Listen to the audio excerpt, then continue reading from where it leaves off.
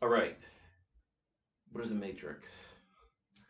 A matrix is an array of numbers. It's a rectangular array of numbers. I'll tell you what it is. It's just a rectangle with numbers, and the numbers are written down in rows and columns.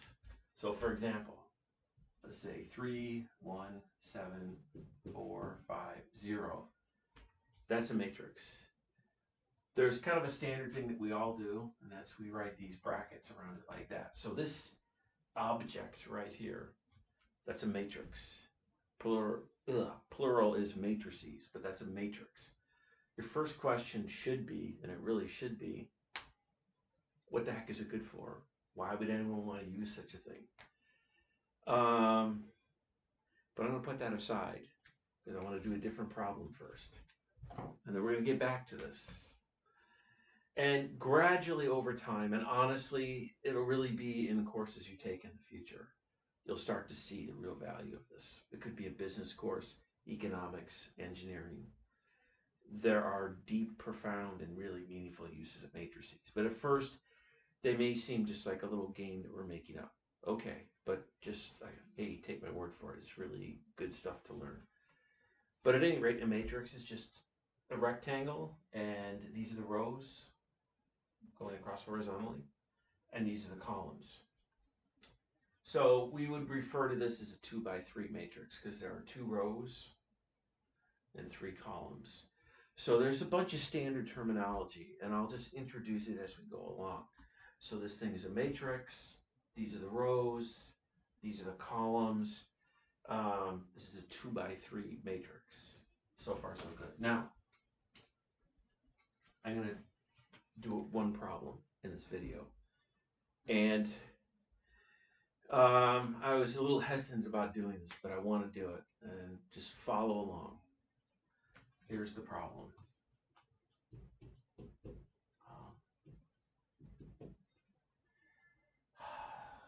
I don't want to make this look worse than it is.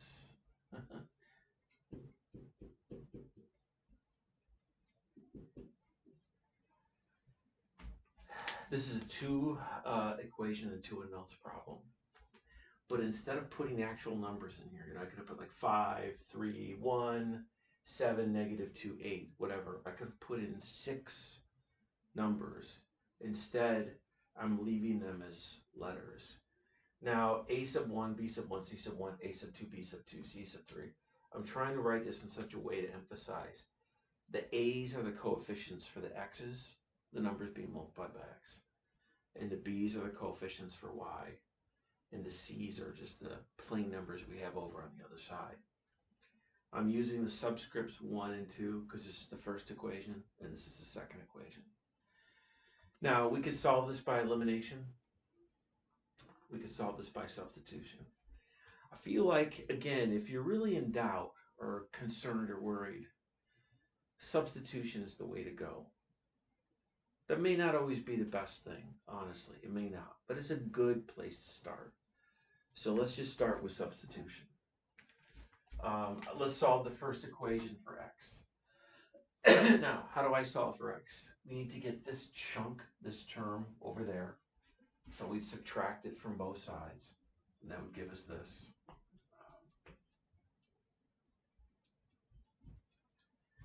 I know I keep saying I'm going to mount this board on a wall so it's not wobbling all around and I can write a little bit more neatly. I'm going to. How do we solve for, now look what I just did. This is kind of classic. I'm glad I did this. Look at this typographical mistake I made. The A's, the B's, C's are the coefficients. They have the subscripts, but somehow I magically transferred the subscript onto X. So there we have it. This is hysterical. Hey, why don't I start over to do this properly, huh? Hey, just seeing if you're paying attention. Let's solve for x. We're going to solve b sub 1 y from both sides. We get a sub 1x equals c minus b sub 1 y. And then let's divide both sides by a sub 1. So x equals c divided by a sub 1 minus b sub 1 divided by a sub 1 y. Now already that looks complicated. It's not really. And if you think about it, what did I do? I kind of didn't do anything. I mean, I'm really manipulating these symbols and I'm shuffling them around, but I haven't had had to do any calculations or anything that really is difficult. I had to do a lot of writing. Okay. Now we're going to make a substitution. This is going to get substituted in. Remember. It has to get substituted in the other equation. Now I'm going to write this down. It may not look nice at first, but just hang in there for a second. So we'll get a sub 2. I just copied that. Just copied it. Now instead of x, I'm going to copy all this. So c. I wish you were all here, because then you could scream out and yell, raise your hand or whatever, and catch the ridiculous, silly mistakes. Here's a c sub 1. I didn't put a c sub 1. Does it matter? Yeah, it matters because we have c sub 1 and c sub 2. So c sub 1, maybe you were screaming that a lot, but I just couldn't hear you. Divided by a sub 1 minus b sub 1 divided by a sub 1 y. I'm going to copy that right. Plus b sub 2y equals c sub 2. And we want to solve this for y. Now, how should we solve this for y? Remember, if in doubt, if you see the possibility of doing the distributive rule, do the distributive rule. So let's go ahead and do that. Now, one question you might have, and it's a pretty legitimate question, is when I take this times this, how should I write it? Because we can write it in a bunch of different ways. I have an idea of how I want to write it. I'm not sure I should go down that road right now. So I'll write it in a way which is a little more obvious. A sub 2, c sub 1, divided by a sub 1. How do you multiply two fractions? You multiply straight across the top and the bottom. Remember, there's a 1 up there.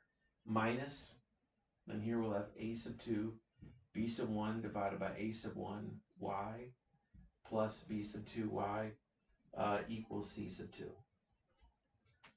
What am I solving for? I'm solving for y. So I'll tell you one thing we could do. We could get this chunk over on that side. It doesn't have y as a factor. So let's subtract that from both sides. Let me make sure we're going to be able to read this here on the board. So I'll have, and then see these two right here. Okay, a little timeout here. Again, I wish you were all here, because then I could ask you, what's 5 minus 1? And you would all say 4. What's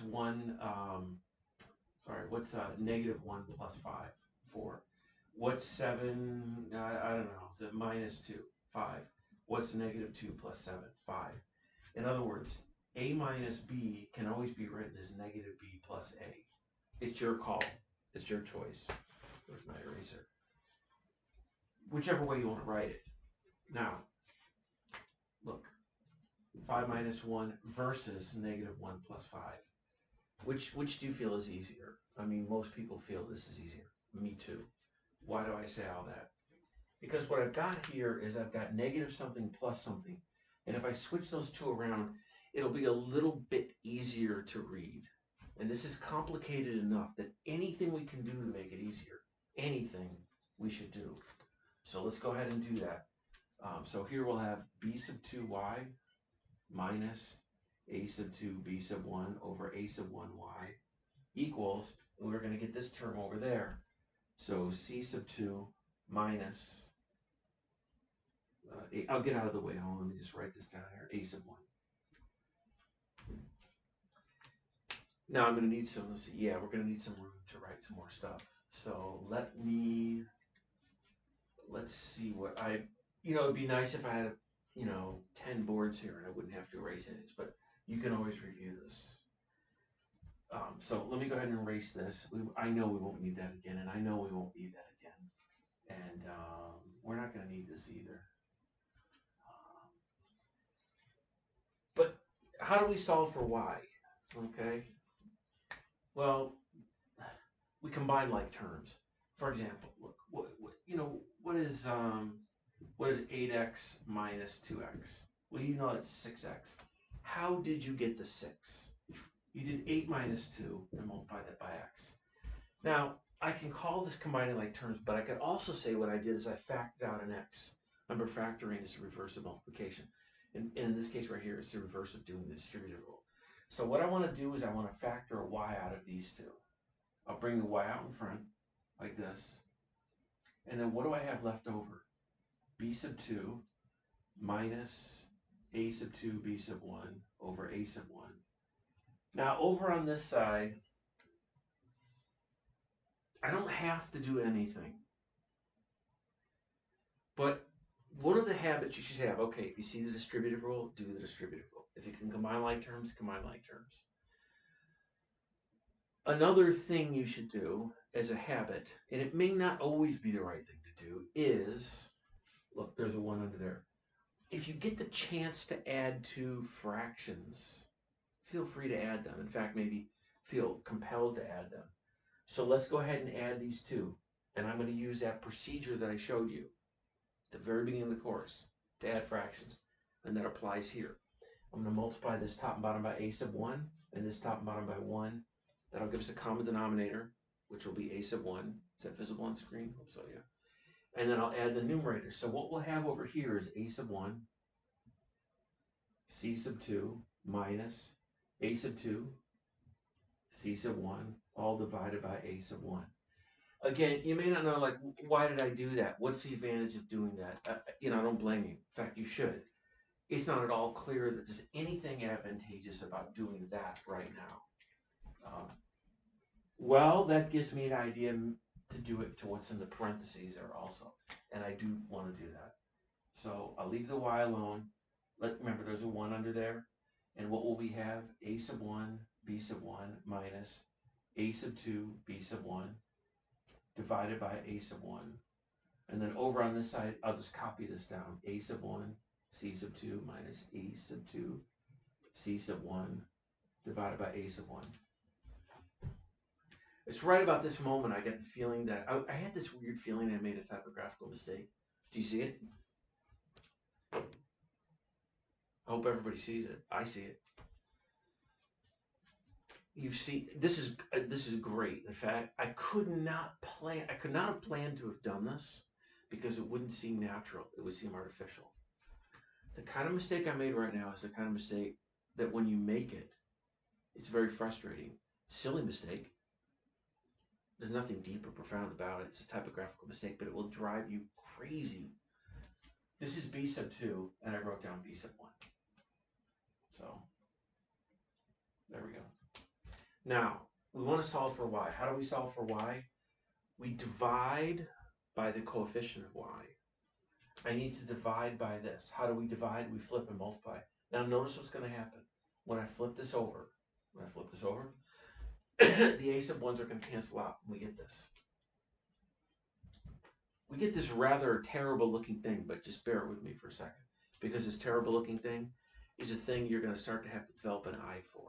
So that when you see it, you'll say, oh, yeah, I've seen it before. Oh, I recognize that. Or, oh, hey, that's an old friend or an old buddy. Okay, so the a sub 1s cancel each other out.